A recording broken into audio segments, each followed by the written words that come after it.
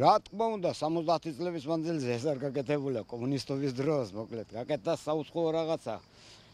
გეროიტყვი რომ მტვერში ვიყავით წყალში, უბედურობაში და დღევანდელ დღეზე ყველა მთელი 9 წყაროს მაცხოვრებელი, სადაურიც კი არსებობს, ყველა კმაყოფილი ამაზე თუ გზა გაკეთდა, ბარდიურები გაკეთდა, კანალიზაციაზე გასასვლელი არხი გაკეთდა. კმაყოფილები ვართ, მთელი სოფელი, მთელი უბანი, მთელი კოლექტივი და რაც კარგი იქნება თუ კი შუქებს აგვეყენებენ და რამეს დაგვეყენებენ ქალაქის პირობებზე ძალიან კარგი იქნება. უნდა ვთქვა, ვერც ბავშვი გაივლიდა, ვერც დიდი, ვერც პატარა. წყალი იდგა. ამ მოქმედში იყო ძველი დაგებული ასფალტი. ძველი, კომუნისტური წყობის შემდეგ და ახლა ამ შვენიერი გაია. მაგრამ ოღონდ ეს არის რომ დიდი სიჩქარე და უნდა იაროს მანქანებმა. ძალიან სწრაფად დადიან. რაღაც ხო შეიძლება დამტკოვრება იყოს, ან შუქნიშანისნაირი მაგვარი ასეთი. თუ არა ისე ბავშვი საშიშია.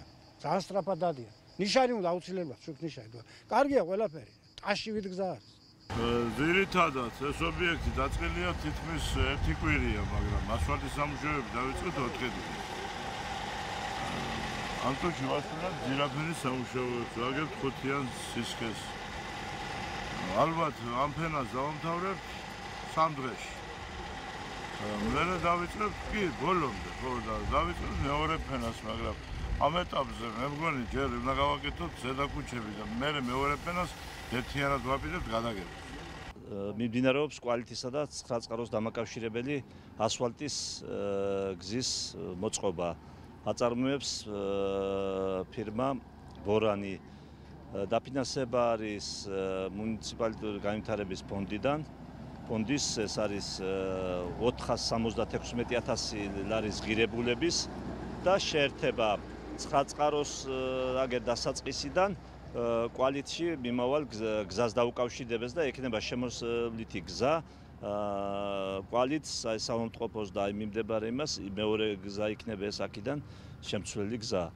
მუშაობა კარგად მიდის, ასრულებს ფირმა ბორანი და პირველი პირი კეთდება და მეორე პირს დავიწყებთ ალბათ 1 კვირაში გადაგებას. პირველი პირი დამთავრდება 3 დღეში. ასეთია ჩვენი შემოწმებით და ჩვენი შეხედულებით.